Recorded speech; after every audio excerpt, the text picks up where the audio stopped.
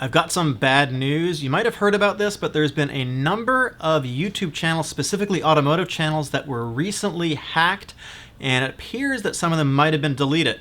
So my name is Eric. I'm going to tell you about the channels. I'm going to show you how you can protect yourself. If you've been affected, hit me up on Instagram. It's right over here on screen. And of course, subscribe for updates. I'm going to try to keep everybody apprised of this information. So first of all, thank you to Life Apollos who reported this story a couple of days ago. Now, I've been in contact with a number of these channels that have been affected, and I've spoken with them personally. I'm going to tell you their story, and I'm going to tell you what happened. I'm going to tell you exactly how the hack works. Now, I'm a YouTuber. I make YouTube videos on the automotive space, and I've got a super coming in a couple of days. Very excited about that. But I also have a business which is on the security side of things, so I'm a little bit familiar with how these things go down. So please share this video and hopefully get the word out, let people know about it. It has been reported in Forbes magazine and also ZDNet, which is a tech publication, and they've got a security side on that too. So some of the channels were affected are actually quite big, and I've been chatting with them. One of them is Musafir7811, an Indian-based channel, 1.3 million subscribers. He's been affected. Also, Black Widow Super, who I spoke with today, Kyle, 133,000 roughly. Pure Function, I spoke with him, about 40K. Troy Sowers, I'm not sure how big he is, and Built as well. There's probably a lot of other channels as well that are not in the automotive space, but it seems like right now the automotive space has been targeted. Now, if you're a YouTube creator, you know that it's actually kind of difficult to make money from ad revenue. It doesn't pay all that much. Kyle from Black Widow Super was actually making a living doing this, but generally speaking, it can be pretty difficult with just ad revenue, so a lot of people use sponsors. I get unsolicited sponsor emails all the time, and it's pretty common to get. So Ryan from Pure Function received an email allegedly from Taps Games. And I've looked at the Taps Games website, and I've looked at the email that they're using, and the email that he got was tapsgamesamanda@gmail.com. So that's a first flag right there, but not super uncommon for people to use a Gmail account.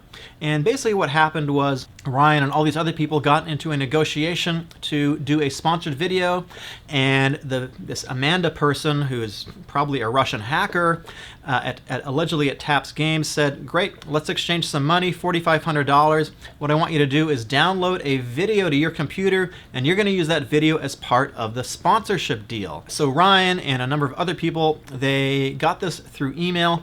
They were then invited to click a link to download that video, and here's what happened. So I've got the email up on screen now that Ryan received. Again, we've uploaded the video via Google Drive now. Please request access to the video since we do not want the promotion to be leaked to the wrong owner. A code will be sent requesting the access, and there's a bit.ly link. Don't click on that. That's the first clue that something is a little bit off there, in addition to the email not being from Taps Games. Do not share this link with any third-party users since we do not want it to be leaked. So Ryan clicked on this, and what happened was he immediately got a request through text message to authenticate his account. Now that's pretty normal because there's something called two-factor authentication, or otherwise known as two-step verification, that Google uses. And essentially what it is, it's a second factor. So you've got your username and your password. That was sort of the old way of doing it. But with more secure websites, there's something called the second factor. And that second factor is a code that Google generates and sends to you. And two-factor has been, historically pretty safe up until about January of this year, when some new hacker tools came out. They were posted on GitHub and other places where code is shared, and it's made it easier to essentially intercept that second factor. This whole thing is what's known as a phishing attack, and this is specifically a spear phishing attack. And what a spear phishing attack is a much more targeted hack than just a normal hack. If these hackers just got a list of YouTubers, you're going to send them out, and you're going to have a lot of channels. Probably most of the channels are going to be under 100 subscribers. What this is a target attack towards people, channels that have a lot more subscribers. They are influencers, and the reason behind this is because these channels have some value. ZDNet did an investigation into this, and essentially what happens is, they lure people to a link through a alleged brand deal. You click on the link, and that's when the account is compromised. And so what's actually happening is that these hackers, they now have control of these accounts, and they change the vanity URL. So for example, my channel is youtube.com/RevMatchTV. That RevMatchTV part is something that I was able to choose and add to my channel. Once you pass, I believe it's 100 subscribers, you're able to change that. I could be wrong on that number. So that's the vanity URL. Once the hackers have control of this vanity URL, they are able to change it to something else, and when they do that, it makes it look like the channel has been deleted. I've got that up on screen right now. It looks like this channel not available is what it says.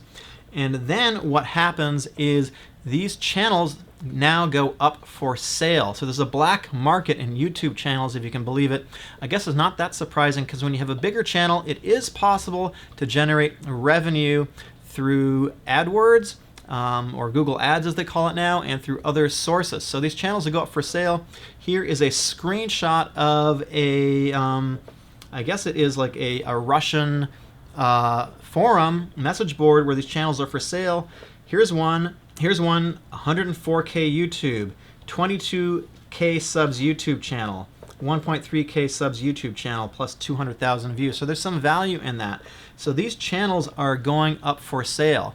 And how these hackers are doing it, they're using it's basically called a man-in-the-middle attack. So I got something up on screen right now, and what happens is essentially there's a tool, there's a number of tools. One of them is malicious. There's another one called evilgenics. So I spoke with Ryan at Pure Function, and what happens when you click on that link that the hacker sends you, this bit.ly link, don't click on those that are unsolicited. When you click on it, the software in between could be malicious. There's other softwares too. There's one called evilgenics that can do this, and they essentially take the information that you're sending over to Google, they record it, they take Google's response and send it back to you. So that's the man-in-the-middle attack. They are recording all the information, so it looks like you're looking at a Google page when in fact you are, but it is your information is being recorded. You'll even get the lock on the page, so it looks like that it is a fully, properly authenticated page, but in fact it's not. Now, in Ryan's case and other cases too, the hacker keeps asking for that second factor authentication.